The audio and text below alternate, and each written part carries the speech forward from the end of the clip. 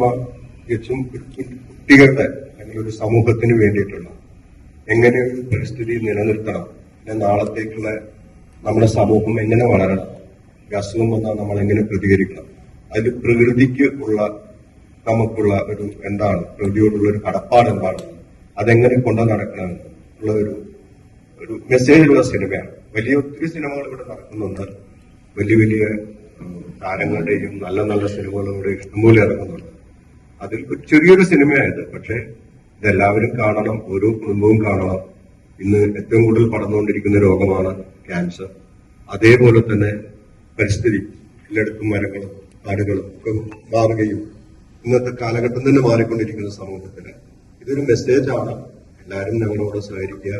ഇതൊരു കൊച്ചു സിനിമയാണെങ്കിൽ എല്ലാവരും കാണാൻ വേണ്ടിയിട്ട് തിയേറ്ററിൽ വരിക അല്ലെങ്കിൽ OTT കാണുക എന്ന് പറയുമ്പോൾ നിങ്ങളെപ്പോലുള്ള മാധ്യമ പ്രവർത്തകര് ഒത്തിരി സപ്പോർട്ട് ആവശ്യം. എല്ലാവരും ഓൺലൈൻ മീഡിയയിലൂടെയാണ് ഇന്ന് സിനിമ കാണുന്നത്. ന്യൂസ് പേപ്പറോ അല്ലെങ്കിൽ അങ്ങനത്തെ ഒരു കാലഘട്ടം കഴിഞ്ഞു പോയി. അപ്പം ഈ എല്ലാവരും നമ്മളോട് ഉണ്ടാവണം, എല്ലാവരും ഇതിനുവേണ്ടി സഹകരിക്കണം. ഈ ഒരു സിനിമയ്ക്ക് വേണ്ടി സാമ്പത്തികം മുടക്കിയിട്ടുള്ള നമ്മളെ നിർമ്മാതാക്കളാണ്. അവർക്ക് ഇത് തിരിച്ചു കിട്ടണം. ഈ മെസ്സേജ് എല്ലാവരും എത്തണം. എല്ലാവരും സഹായം ഉണ്ടാവണം. നന്ദി. ഇങ്ങനെ ഒരു കഥ തെരഞ്ഞെടുത്ത് നമ്മുടെ ഡയറക്ടർ ബൈജു സാറിന് എന്റെ ഒരു സ്പെഷ്യൽ താങ്ക്സ് പറയുന്നു. ഈ സിനിമ എന്ന് പറയുന്നത് നമ്മൾ ധാരാളം സിനിമ കാണുന്നുണ്ട്, കണ്ടിട്ടുണ്ട്, പുതിയ സിനിമകൾ ഇറങ്ങുന്നുണ്ട്, പഴയ സിനിമകൾ കണ്ടു ഒക്കെയാണെങ്കിൽ പോലും ഇത്തരം ഒരു കഥ തിരഞ്ഞെടുക്കാൻ വേണ്ടി ഒരു മഹാധൈര്യം കാണിച്ച ആ നല്ല വ്യക്തിയോട് എനിക്ക് പ്രത്യേകിച്ച് അഭിനന്ദനം അറിയിക്കുന്നു. മാത്രമല്ല, ഒരു ക്യാൻസർ പേഷ്യന്റിന്റെ വേഷം തന്നെ ഫസ്റ്റ് സിനിമയിൽ തിരഞ്ഞെടുത്ത് അത് വളരെ വിജയമായി അഭിനയിച്ച് തീർത്ത നമ്മുടെ കൊച്ചുമിടുക്കി ഐശ്വര്യക്ക് സ്പെഷ്യൽ താങ്ക്സ് ഞാൻ പറയുകയാണ്. എന്തായാലും വളരെ ഭംഗിയായിട്ട് ഞങ്ങൾക്ക് ഈ സിനിമ ചെയ്യാൻ കഴിഞ്ഞു.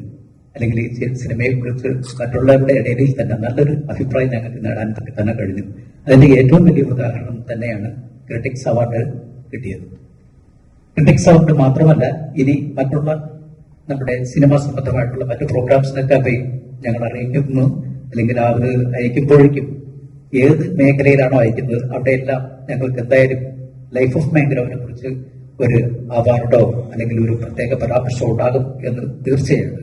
അല്ലെങ്കിൽ നമ്മുടെ കീടനാശിനി ഔദ്യോഗിക ഉപയോഗം പാഠങ്ങളോ അല്ലെങ്കിൽ ക്യാൻസർ രോഗികളെ ഒന്നും സെന്റിമെന്റ്സ് സീനോ ഒന്നും ഇല്ലാത്തൊരു സിനിമയാണ്. നല്ല പോസിറ്റീവായിട്ടാണ് ഈ കൊച്ചിന്റെ ഒരു സ്വപ്നത്തിലൂടെയാണ് സിനിമ പോകുന്നത്. അതുകൊണ്ട് തന്നെ ഈ ഉപേക്ഷിക്കപ്പെട്ട ഗ്രാമം ഈ സിനിമ കാണിക്കുന്നില്ല. അങ്ങനെയൊക്കെ കുറച്ച് നല്ല നിരൂപണം കിട്ടി. ഇതിൽ വളരെ സന്തോഷമുണ്ട്. അവരെ കൊണ്ട് ഈ കുട്ടി മുടി മുറിക്കുന്ന ഒരു സീൻ, അപ്പൊ നമുക്ക് മുടി മുറിക്കാതെ തന്നെ കൊടുക്കാം. കാര്യം അത്രയും നല്ല മനോഹരമായ മുടിയാണ്. പക്ഷെ ഞങ്ങൾ ആ കാര്യം പറഞ്ഞപ്പോ അവർക്ക് വളരെ സന്തോഷത്തോട് കൂടി ഞാൻ ഇപ്പോഴും ഓർക്കുന്നു, കുട്ടിയുടെ മുടി മുറിക്കുന്ന അമല ഹോസ്പിറ്റലിൽ ദാനം ചെയ്യാൻ വേണ്ടി മുടി മുറിക്കുമ്പോൾ ഈ സീൻ എടുക്കുന്നത്. ഈ സിനിമ ടോട്ടലി സീൻ മുഴുവൻ കൂടി മുറിച്ച് തന്നെയാണ്.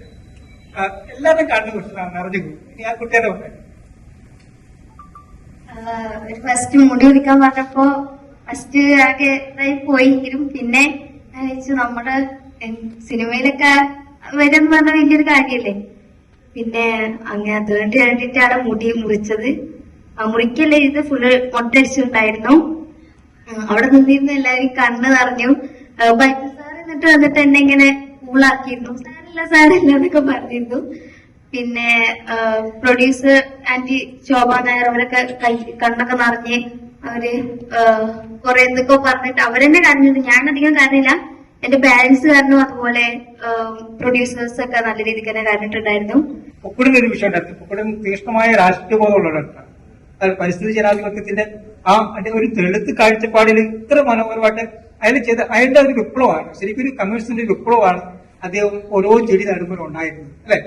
അപ്പം അത് തന്നെ ആ ഒരു കഥാപാത്രം തന്നെയാണ് ഞങ്ങളുടെ മനസ്സിലുണ്ടായിരുന്നത്. പക്ഷെ ഇതിനകത്ത് വേറൊരു കാര്യമുള്ളത്, നമ്മൾ ഈ സിനിമയിൽ ഉൾപ്പെടുത്തിയിരിക്കുന്ന കാര്യത്തില് ഇത് ആലപ്പുഴയിൽ നടക്കുന്നത് കുട്ടനാട്. അതായത് ഈ സിനിമ തുടങ്ങുന്നിടത്ത് പറയുന്നുണ്ട് ഈ ഗ്രാമത്തിനൊരു പ്രത്യേകതയുണ്ട്. ഈ ഗ്രാമം സമുദ്രനിരപ്പിൽ നിന്ന് ഒരുപാട് താഴെയുള്ള ഒരു ഗ്രാമമാണ്. രണ്ടാമത് ഈ ഗ്രാമത്തെ കുറിച്ച് പറയുന്നത് പണ്ട് ശ്രീമൂലവാസം എന്ന് പറയുന്ന ഒരു ബുദ്ധ വികാര കേന്ദ്രമായിരുന്നു ആലപ്പുഴ. അതാണ് കാര്യം. ഒരുപാട് ബുദ്ധ വിഗ്രഹത്തെ നമ്മൾ തകർക്കപ്പെട്ടിട്ട് ആ ബുദ്ധ രീതിയില്ലേ തകർക്കപ്പെട്ട ആ കുത്തുവിഗ്രഹങ്ങൾ ഒരുപാട് കിട്ടിയേക്കാം. അപ്പൊ അന്ന് ആ ഗ്രാമത്തിലെ ഈ പുന്നപ്രവരാർ സമരത്തിനൊക്കെ ഈ പുന്നപ്രവരാർ സ്വാതന്ത്ര്യ സമരത്തിനൊക്കെ ഈ പുഴയിലൂടെ കമുകുമരങ്ങൾ ഈ കാട്ടിൽ വെച്ചിട്ടാണ് ചെത്തി ഒരുക്കി പാരിക്കുന്തം ഉണ്ടാക്കിയിട്ട് സമരം ചെയ്തിട്ടുള്ള ഒരു തലമുറയുടെ ഒരു മുത്തച്ഛന്റെ കൊച്ചുമോനാണ് ഈ ചാത്തൻ എന്ന് പറഞ്ഞ കഥാപാത്രം. ചാത്തൻ അനാഥനാകുന്നത്. അനാഥനാകുന്നത് അച്ഛനും അമ്മയൊക്കെ വസൂരി വന്ന് മരിച്ചിരുന്ന ആ കാലഘട്ടം. അച്ഛനൊക്കെ മരിച്ചു കഴിയുമ്പോൾ അനാഥനായ ചാത്തൻ പള്ളിയുടെ സഹായത്തോടുകൂടി അനാഥമന്ദിരത്തിൽ കഴിഞ്ഞിട്ട് അവിടെ തിരിച്ച് ഈ കാട്ടി വന്നിട്ട് മുൾക്കാടുകളായിരുന്ന ഈ കാട്ടില് ഈ കണ്ടൽച്ചെടി വെച്ച് പിടിപ്പിക്കുകയാണ്. ചാത്തൻ ചെയ്യുന്ന ഒറ്റ കാര്യമുള്ളൂ, വേറെ ഒന്നുമില്ല.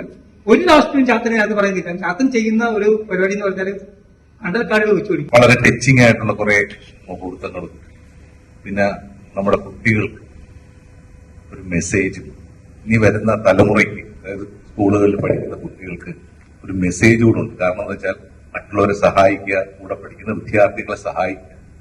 പിന്നെ അതുപോലെ തന്നെ ഹോസ്പിറ്റൽസ്, അവർക്കും ഇതിനകത്തൊരു പങ്കുണ്ട്.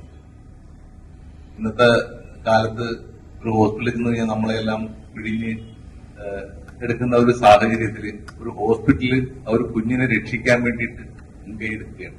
അത് സ്കൂളും ഹോസ്പിറ്റലും, അപ്പൊ എല്ലാം കണക്റ്റഡ് ആണ്. അതുപോലെ തന്നെ നമ്മുടെ ഇവിടുത്തെ കണ്ടൽക്കാടുകളെല്ലാം നശിച്ചു വരിക്കുക, അപ്പൊ അത് വെച്ചുപിടിപ്പിക്കുന്നതും ഒരുപാട് നല്ല മുഹൂർത്തങ്ങളും നല്ലൊരു സിനിമയാണ്. അതുകൊണ്ടാണ് ഇപ്പൊ ആരും ഇത് ചെയ്യാഞ്ഞിട്ട് പോലും ഒരു അവാർഡ് അതിന് കിട്ടിയത്. ജനങ്ങളിലേക്ക് എത്തിക്കണം എന്നുള്ള ഒരു ചിന്ത മാത്രമേ ഉണ്ടായിരുന്നുള്ളൂ. സാമ്പത്തികം ഞങ്ങൾ അങ്ങനെ ചിന്തിച്ചിരുന്നില്ല. പിന്നെ അവാർഡ് കിട്ടിയപ്പോൾ സന്തോഷമായി. കൂടുതൽ അവാർഡുകളൊക്കെ വല്ലതും ഉണ്ടാവുമോ എന്നുള്ളത് പ്രതീക്ഷിച്ചിരിക്കുന്നു. സന്തോഷമാണ് തോന്നിയത്. ഒരു പ്രധാനപ്പെട്ട പോലും ഈ ചിത്രീകരണത്തിന്റെ ഈ സിനിമയുടെ പകുതിയോളം ഭാഗങ്ങൾ അമല ഹോസ്പിറ്റലാണ് ചിത്രീകരിച്ചിരിക്കുന്നത്. ഇപ്പം ഷാമിയേട്ടനാണ് അമല ഹോസ്പിറ്റലിൽ പോയിട്ട് ഇങ്ങനെ ഒരു സബ്ജക്ട് പറയും, ഇങ്ങനെ ഒരു കാര്യം ചെയ്യാന്ന് പറഞ്ഞപ്പോൾ വളരെ ഞങ്ങൾക്ക് ഏറ്റവും കൂടുതൽ സപ്പോർട്ട് ചെയ്ത ഒരു ഹോസ്പിറ്റലാണ് അമല ഹോസ്പിറ്റൽ. കാര്യം ആ ഒരു അവരുടെ പേര് പോലും ഞങ്ങൾ ഇതിനകത്ത് ഉപയോഗിക്കുന്നു. കാര്യം ആ പ്രൈവറ്റ് ഹോസ്പിറ്റൽ നമുക്ക് നല്ല സപ്പോർട്ടായിരുന്നു. അവിടെയാണ് ഈ സിനിമയുടെ അല്ലെ ഒട്ടുമുക്ക. പിന്നെ ഞാൻ പറഞ്ഞില്ല, സതീശൻ പറഞ്ഞല്ലോ, ഞങ്ങൾ വേറൊരു വലിയ പ്രോജക്റ്റുമായിട്ട് ബന്ധപ്പെട്ട് ഈ പ്രൊഡ്യൂസർ സൈഡ് പറഞ്ഞതാണ്. പക്ഷെ അതൊരു കച്ചവട സിനിമയാണ്. പക്ഷെ അത് ചെയ്തുകൊണ്ട് നമുക്ക് ഇത് ആദ്യം ചെയ്യാമെന്ന് പറയുന്നത് നമ്മുടെ പ്രൊഡ്യൂസർമാരുടെ ഒരു പഞ്ചായത്താണ്. അവരെല്ലാവരും ഇപ്പൊ ഉമ്മറൊക്കെ ആയാലും അംസൊക്കെ ആയാലും ശോഭ ചേച്ചി ആയാലും സതീശനായാലും ബിരിയാണിക്കായാലും അവര് ഇതിന് ട്രെയിലർ കണ്ടിട്ട് നല്ല അഭിപ്രായമാണ് പറഞ്ഞിട്ടുണ്ടായിരുന്നത്. അതില് പിന്നെ പാട്ട് കണ്ടപ്പോഴൊക്കെ ഭയങ്കര ടച്ചിങ് ഉള്ള സോങ് ആണ് എന്നൊക്കെ പറഞ്ഞിട്ടുണ്ടായിരുന്നു. ടീച്ചേഴ്സിനൊക്കെ നല്ല അഭിപ്രായം തന്നെ ആയിരുന്നു. അവരുടെയൊക്കെ സ്റ്റോറി ഇതാണ്, നിങ്ങക്ക് കണ്ട എന്തായാലും നിങ്ങൾ മൗനായിട്ട് കാണും അങ്ങനെയൊക്കെ പറഞ്ഞപ്പോ അവരെന്തായാലും അറിഞ്ഞിട്ടേ കാണണം എന്നൊക്കെ പറഞ്ഞ്